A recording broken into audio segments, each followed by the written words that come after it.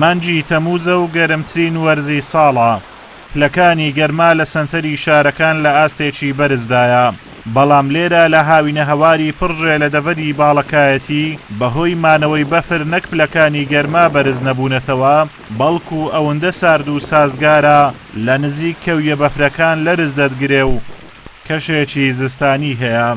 هاوڵاتیانیش بۆ بینینی ئەم دیمەنە جوانانەی بەفر لە وەرزی هاوین لە شار و شارۆچکەکانی کوردستان سەردانی هاوینە هەواری پڕژێ دەکەن. بەهۆی بەرزبوونەوەی پلەی گەرما خەڵکانێکی زۆر ڕوودەکەنە ئێرە، بەهۆی دوا شوێن بەفری لێما بێ ئێرەیە وەک خۆتان نەبینن هێشتا بەفری لێ و هێشتا شوێنەکە زۆر ساردە لەسەرمان ناتوانێت قسە بکەیت جگە لەوەی کە لە خوار و پلەکانی گەرما لەسەرەوەی 50 پلەیە. بەڕاستی دیمەنەکانی زۆر جوارن. ئەمانە برا و خزم و خوارزا و دۆستەکان من هاتوون بەیەکەوە لێرە لەزەتێک لەو دیمەنە جوانانە وەربگرین و هەوایەکی فێنک و خۆش هەڵبژین.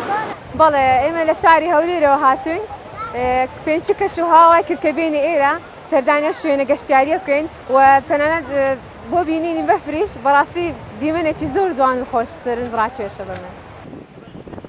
دووری و سەختی ڕێگای پڕژێ ئەگەرچی گەشتیاران هیلاک دەکات و هەموو جۆرە ئۆتۆمبیلێک ناگاتە شوێنی مانەوەی بەفر، داواش دەکەن حکوومەت ڕێگاکە چاک بکات، بەڵام ئەمە وای نەکردووە هاوڵاتیان لەم وەرزە بێبەش ببن لە بینینی دیمەنە جوانەکان، بەڵکو گەشتیاران گروتین بە خۆیان دەدەن تاوەکو ئاو و هەوایەکی سازگاری نێوکەویە بەفرەکانی باڵەکایەتی هەڵبژێن. لێرە چواروەرزی ساڵ بەفرەمینێتەوە و زۆرێک لە گەشتیارەکانی ناوچەکانی عێراق سەردانی ئێراکەن بە مەبەستی ئەوەی کە دیمەنی سروشتی جوان و بەفر و شوێنە گەشتیاریەکانی ناوچەی باڵەکایەتی و دەوروبەری ببینن و ئێرە ناوچەیەکە کە لە چواروەرزی ساڵ بەفری دامینێتەوە و شوێنێکی زۆر زۆر خۆشە و ئاوهەوایەکی سازگاری هەیە.